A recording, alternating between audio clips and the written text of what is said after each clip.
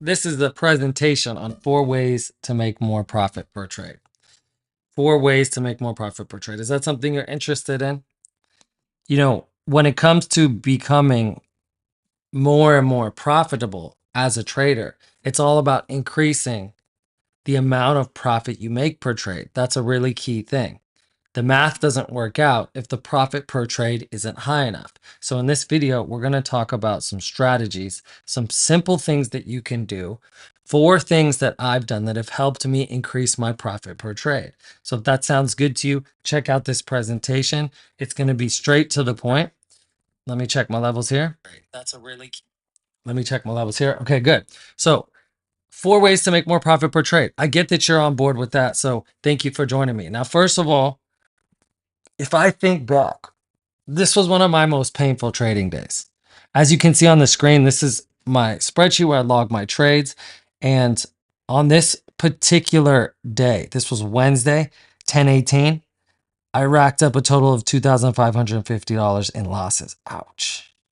And as you can see, the losses kept piling up. We started with a break-even trade, which I consider a loss, okay? And then the next trade was a small loss, and the next trade was a much bigger loss, and then the next trade was a loss, and the next trade was an even bigger loss, and then a small loss, and then an even bigger loss. What do you call that? That's called going on tilt. So that hurts. And anyone who's tried to learn how to trade and taken it seriously has gone on tilt before. If you trade for real, then you know what I'm talking about. Okay. So that's not what we want. Right? We want to increase our profit per trade. But look at the next day. Okay. Not only before that day ended, but the next day I was able to come back from that. Okay. And then the next day I was able to rack up some wins and book another winning day. Okay. So if I add up all the losses from the painful day, it comes out to $2,550.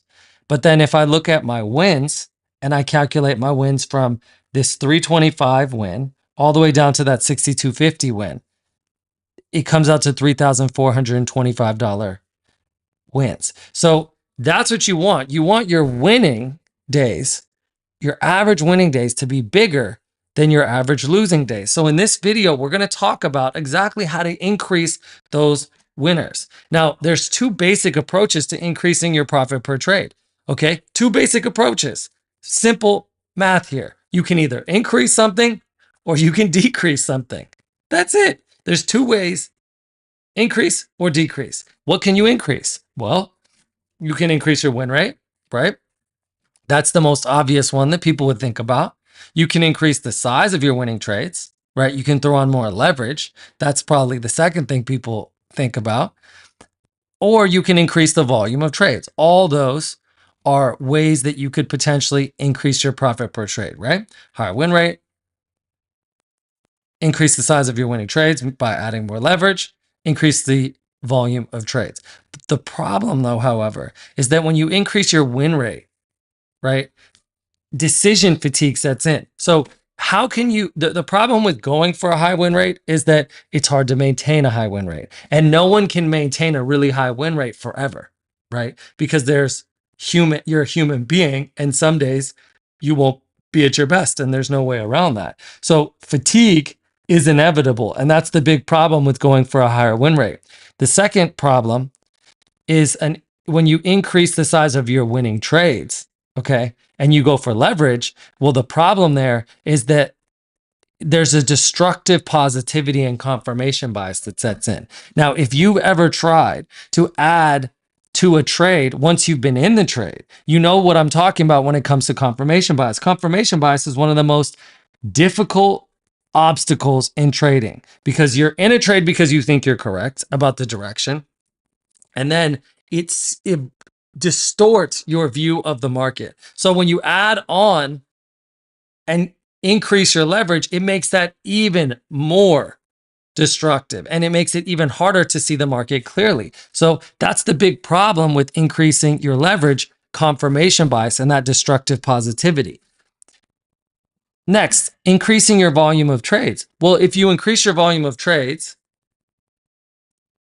there's less opportunities later on in the day, right? So if you're going for more trades throughout the day, the amount of opportunities, the amount of good setups throughout the day actually decreases as the day goes on. So that's the problem with going for more trades. Okay. So these are some downsides to increasing something. Now I said there was two basic approaches, increasing something or decrease something. If we decrease something, there's a major advantage. And what's the major advantage from decreasing something? It builds your discipline, which gives you a major long-term benefit. Okay. So by increasing your leverage, by just throwing on more contracts, that doesn't take a whole lot of discipline. In fact, most people need to actually size down. Okay. But when you decrease something, it really requires more discipline. And although that's more difficult in the short term, it gives you more benefits in the long term, because the better you are at discipline, the better your trading will be, period. So there's a book I really like called Striking Thoughts by Bruce Lee. If you guys remember Bruce Lee, amazing dude. And he has a philosophy called Jeet Kune Do, which he shares in this book, Striking Thoughts. And he says that it's not daily increases, but daily decreases that make the difference. Hack away at the unessential. So that's essentially the philosophy that we're going to take here when it comes to how to increase your profit per trade. He also said, I fear not the man who has practiced 10,000 kicks once, but I fear the man who has practiced one kick 10,000 times. And I would say for our purposes, I fear not the man who has practiced 10,000 trades once, okay? But I fear the man who has practiced one trade 10,000 times, right? How good are you at what you're good at? What we want to do is we want to eliminate errors and eliminate those unessential things that are actually not the most important things when it comes to increasing your profit per trade. So the first way to increase your profit per trade that I'm going to share with you is to stop adding to losers. There's a guy named Tom Hugard. He wrote this book called The Best Loser Wins. Maybe you've heard of it. Legendary trader. You can find him here on YouTube. And this is from his book. He spoke with the CEO of a trading company in London, and he asked him if there were traders that had stood out during his 30 years working on the trading floor. That's a long time, right? And he says that the truth of the matter is that you can clearly see the difference between a consistently profitable trader and a normal trader, right? Normal means not profitable, or, not consistently profitable, right? And he's pointing out that their approach is very different. So here's a question, Tom, how can you tell whether someone knows what they're doing? CEO, there are a multitude of parameters that we look at. If I have to narrow it down to the 5 most important factors, it would be these. Now, look at each of these: account size, trade frequency, ratio of time spent holding winning trades versus losing trades, adding to winning or adding to losing trades, and trading with the stop loss. Now, adding to losing trades is what he found out was one of the key characteristics of losing traders. So the way this breaks out is that the winning traders do not tend to add to losing trades. They don't, okay? It's a habit that is not typical of winning traders. However, losing traders often and almost always add to losing trades. So the first thing that you can do to increase your profit per trade is to stop adding to losers. Now, that's easier said than done. This does require discipline, but what in trading doesn't require discipline? So if you want to take step 1 on stop adding to losers, very simple. You're likely adding to losing trades because you can't stand the feeling of losing. That's normal. No one's born liking losing. So you add to the losing trade hoping that it will go your way. And if you add to a losing trade and close the trade in profit, you feel really smart, right? You're like, I fixed it. And if you add to a losing trade and close a loss, you feel really stupid, right? Because now you just doubled or even more than that, maybe even tripled your losses by adding to a losing trade. Then you had to get stopped out, right? And you believe it's all just part of the game. But in reality, you're just afraid and trying to avoid feeling bad. And I know because I've done this myself. So what you need to do if you want to take on this number 1 way of increasing your profit per trade is just be better at losing.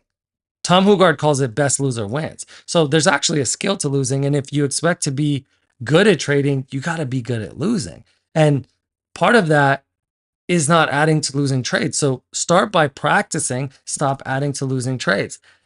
New traders often think that the way to increase their profitability is making more per trade by adding leverage, which we just talked about, right? Or by taking more trades. We just mentioned that, but it doesn't work. And I pointed out the reasons why. Now, if you don't believe me, I welcome you to try it and assess your results over 60 days. Just see for yourself, okay? Consider that your biggest losses will come from errors in execution. It's usually where they come from. Therefore, the way to increase your profitability is actually not by more leverage or more trades, but by reducing your errors in execution. And the biggest cause of errors in execution is trying to avoid feeling bad from losing. Okay. So the fix is to stop adding to losing trades. It's a simple solution there. So that's way number one. Now, way number two is to calculate your average profit per trade. Now, how much profit do you make per trade on average? This is what this metric is, APPT, average profit per trade. Okay. And it's also called expectancy. Now, why is this important? It's important because a positive expectancy, or APPT, means you're a profitable trader.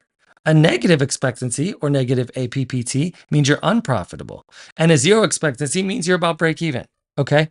So we're going to calculate your average profit per trade.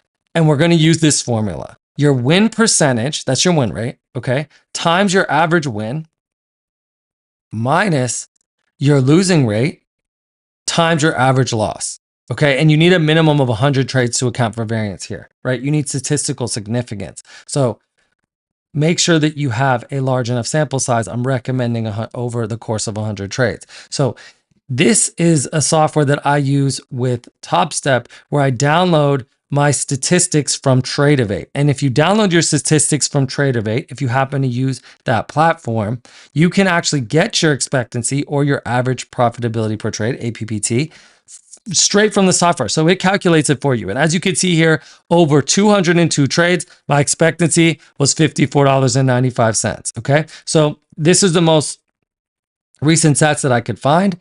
And that shows you profitability, right? This was through TopStep with a 150K funded account. So what you can see here, if you dig into the statistics, is that the win rate's actually not that high. Okay, look at my win rate in these statistics. My win rate's actually only 44%. That's less than half. So I'm losing more than half of my trades. However, on average, I make almost $55 per trade, which is, that's great, right? Because all you need to do is just keep making trades and you'll keep making money if those are your stats. So how do you calculate this? Take this formula and plug in your numbers, okay? Just download your statistics from your platform and plug them in, right? Now, here's an example. If your win rate's 80% and your average win is 100, that would give you 80, okay? And then if we know that your average win rate's 80%, then we know, because it's out of 100, that your loss rate's 20%. And let's say your average loss is 500, okay? So this is a typical, this is actually pretty typical stats for a lot of people that are attempting to scalp, right? Because their losses are much bigger than their wins. So if this was you, then your expectancy would be a negative $10, right?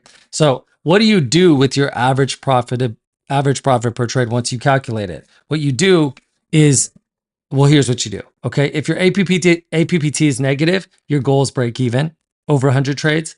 If your APPT is 0, your goal should be positive over 100 trades. And if your APPT is positive, your goal should be consistency.